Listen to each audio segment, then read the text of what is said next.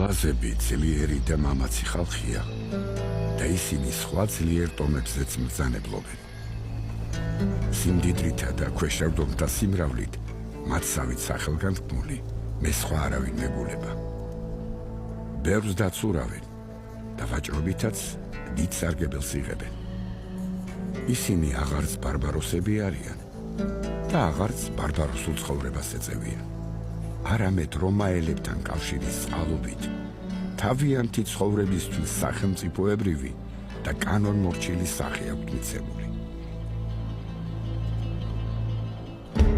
აგათია სქოლასტიკოსი, მე-6 საუკუნის ცნობილი რომაელი ისტორიკოსი. მის კალამს ეკუთვნის 5-წიგნიანი თხზულება იუსტინიანეს მეფობისთვის, რომელიც პროკოპი კესარიელის ისტორიის გაგრძელებას წარმოადგენს და მნიშვნელოვანი ინფორმაციას გვაწვდის მე-6 საუკუნის ეკლესიის შესახებ. ისევ ჩხერებელას ვიწროებში მომავალ ირანელთა არმიასთან დაუბრუნდეთ.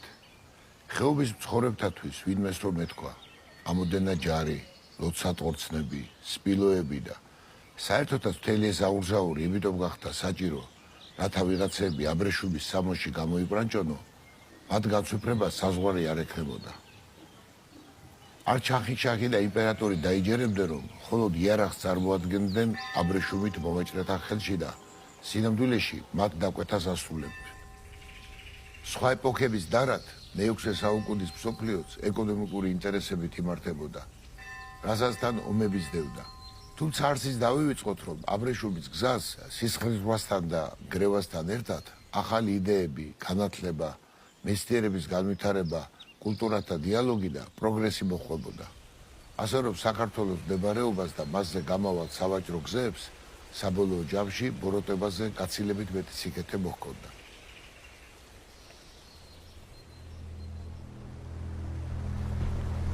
ჩინური აბრეშუმი რომის იმპერიაში უძველესი დროიდანვე ძვირად ფასობდა და თანდათან უმთავრეს სავაჭრო საქონლად იქცა. მე-6 საუკუნეში იგი ოქროსა და ძვირფასი ქვების მსგავსად ვალუტის ფუნქციას ასრულებდა.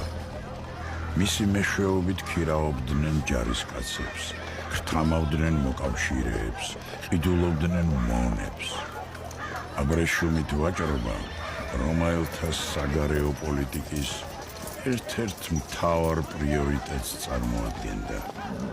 თუმცა მათთვის გადაუჭრელ პრობლემად რჩებოდა გზა.